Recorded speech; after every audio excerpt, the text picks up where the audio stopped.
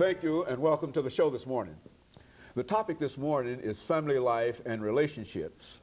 And we have with us to talk about family life and relationships Ms. Thelma Sanders Hunter, who is a family life specialist with the Extension Department at Tennessee State University.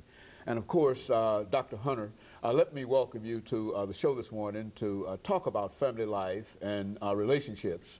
And of course, before we do that, let's talk about Dr. Hunter. I think I first met you back in 1993 when we had you on this television show, and at that time you were Thelma Sanders, but now you are Dr. Thelma Sanders Hunter. And of course, we're certainly happy to have you here. But let's talk about your background and some of the things that eventually led you to us this morning. Most certainly, and thank you for inviting me back again. I am a native Nashvilleian, and as you know, I've been here before, and I am with the Cooperative Extension Program. And I attended Tennessee State University, where I received the undergraduate degree and 2 graduate degrees. So I have to say that the university has really been kind to me and have afforded me opportunities to advance. My background in part consists of my having been an extension fellow with the U.S. Department of Agriculture, where I worked with national program leaders in developing initiatives with regards to my programmatic area. And I also have served as a NAILD, that's an acronym for National Extension Leadership Development intern, where I graduated in the year 2001. And that came under the auspices of Colorado State University at Fort Collins. And so it really developed me and groomed me to make advancements in leadership and to work with others to really appreciate what teamwork is all about. So Tennessee State University submitted a proposal, and so we now have the NAILD program. It became effective in October when the first group to come to Nashville attended that particular seminar here.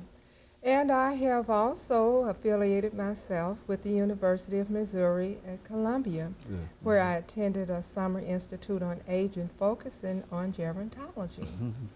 So in gist, that's my educational background, and I have to say that I'm quite proud that I have made the achievements as I have. And of course, I think that with that background, you can bring us some excellent information, especially dealing with family life and relationships. Now, you are a family life specialist in the Department of Extension at Tennessee State University. Now, exactly what does that mean, being a family life specialist? Give us some kind of definition in terms of the range of things that you do. Oh, sure. Some years ago, the area was considered as home economics, but within recent years, the name has changed. And at Tennessee State University, we come under Family and Consumer Sciences.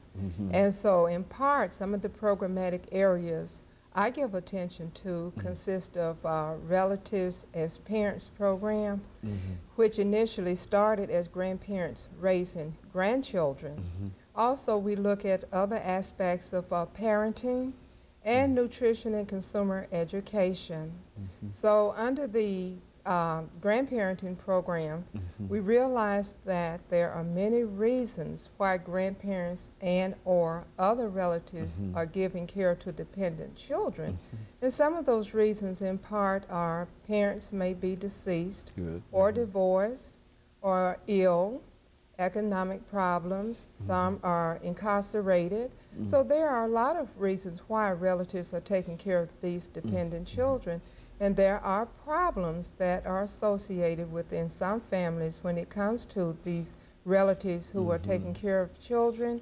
Money is a major problem because many people are not aware that there are resources that are available to them that will allow them to do a better job in taking care of these dependent children.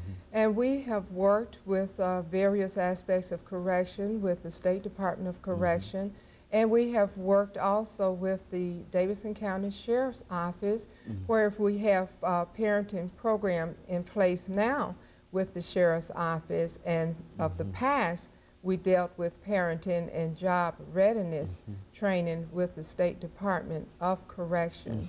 So what we do is to advocate strengthening the family arrangement where inmates can have a better relationship with their children and can parent from a distance.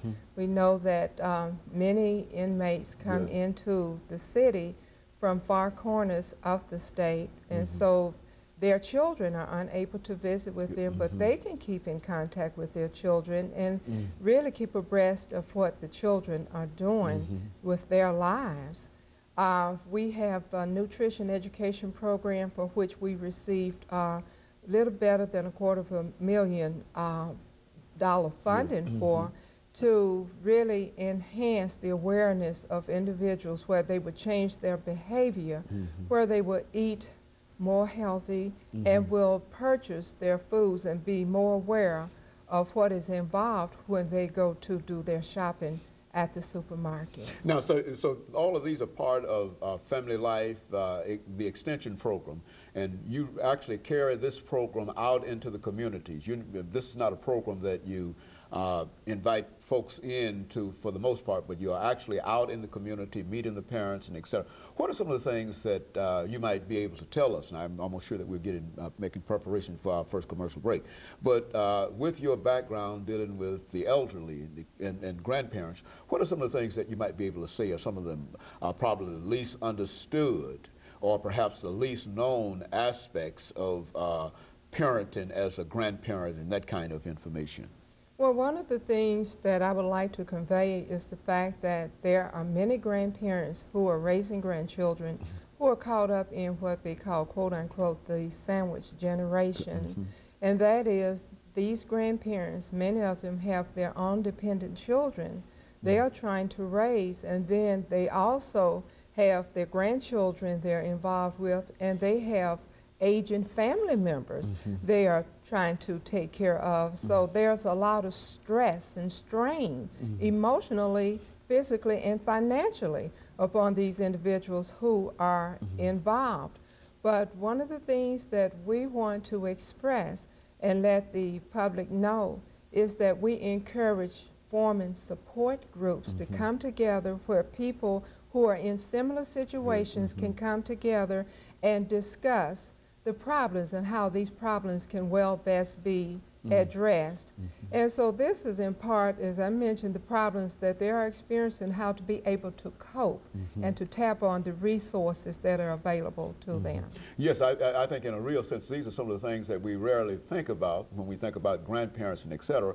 We simply assume that all the resources are available. But what you're saying is that these are some individuals that in many instances might be struggling themselves in order to, quote, make ends meet, and then they've got the responsibility of other individuals that I never thought about that you're mentioning here, about their own dependent children, and they are watching the grandchildren of their own dependent children, and then they've got other individuals. So it's a real problem for these individuals. It is a real problem, and as I mentioned, many are in financial, straits, and what some of the grandparents are having to do, some have come out of their jobs on retirement, and they're having to return to work because they need to make ends meet, to take care of extra people who are now a part of their household, who initially were not a part of the household prior to their retirement. Very good. And of course, Dr. Hunter, we're getting ready for our first commercial break, and after which we'll come back and we'll give you an opportunity to talk about, say something else about your grandparent program, as well as some of the other activities and some of the other programs that you're involved in at Tennessee State University. And of course, we'll be back with our audience following this very, very short commercial break.